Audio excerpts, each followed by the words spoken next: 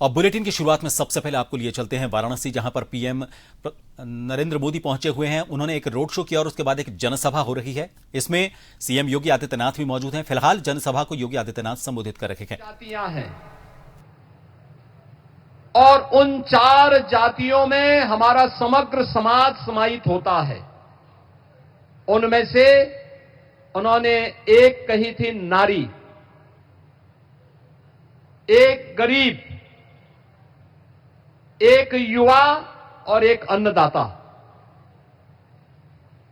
कितने विराट विजन के अनुरूप इन चारों तबकों को, जो समग्र समाज की और समग्र राष्ट्र का प्रतिनिधित्व करते हैं, उन्हें भारत की राजनीति का एजेंडा बना करके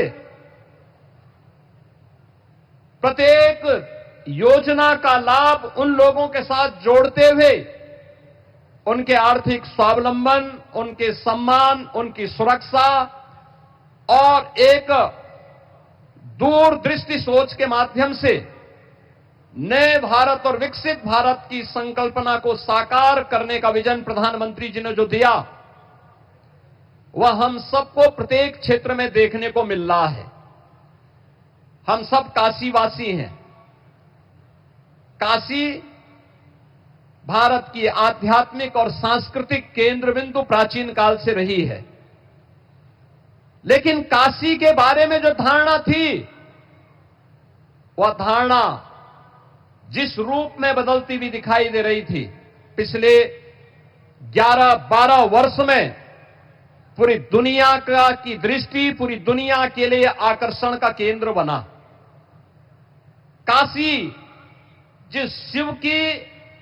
बाबा विश्वनाथ की शाश्वत चेतना का केंद्र बिंदु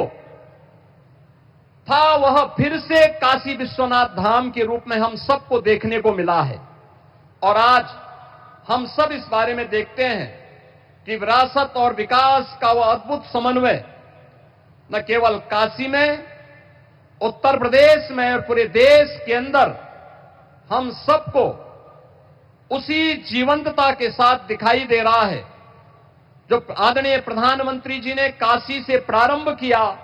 आज पूरे देश के अंदर वह हम सबको दिखाई दे रहा है। जिस काशी ने भारत की सनातन परंपरा को जीवंतता प्रदान की,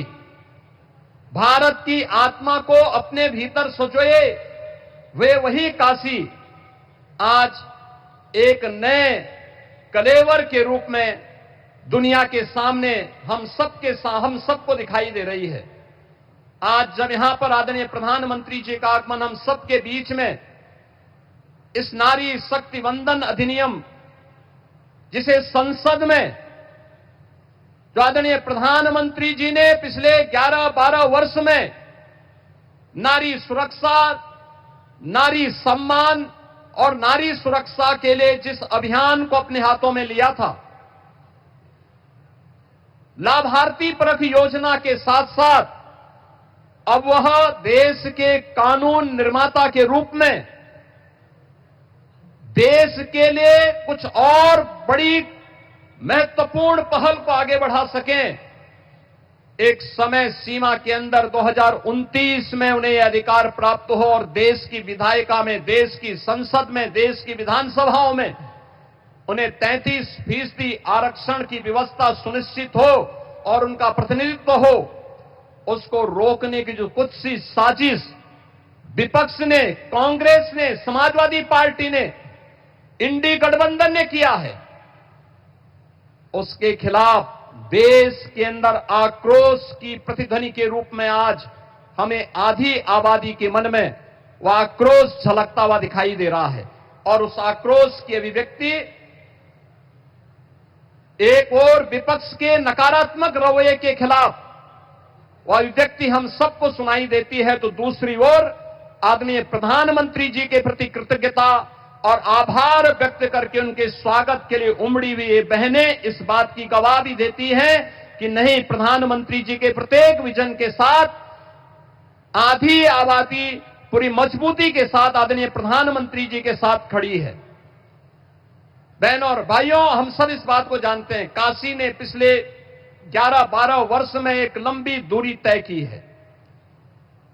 इस दौरान काशी को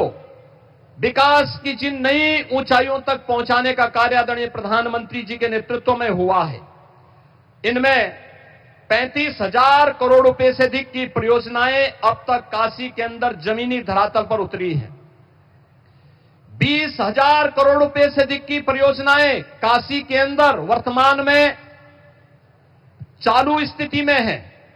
और आज आदरणीय प्रधानमंत्री जी 6,300 करोड़ रुपए से अधिक की परियोजनाओं का लोकार्पण और उनका शिलान्यास करके काशी को एक नई सौगात विकास की परियोजनाओं के माध्यम से आज प्रदान करने के लिए काशी में आज की इस महिला नारी बंधन सम्मेलन के माध्यम से आज यहां पर हम सबके सामने उपस्थित हुए हैं। मैं इस अवसर पर जिनके मार्गदर्शन में नए भारत का दर्शन हम सबको देखने, अपनी आंखों में उसको देखने का अवसर प्राप्त हो रहा है, उसको महसूस करते हुए हम गौरव की अनुभूति कर रहे हैं। आज इस सम्मेलन के अवसर पर मैं एक बार फिर से जिनकी प्रेरणा से, जिनके मार्गदर्शन में नए भारत का नया उत्तर प्रदेश विकास के प्रतिमान को स्थापित करते हुए आगे बढ़ रहा है, समग्र विकास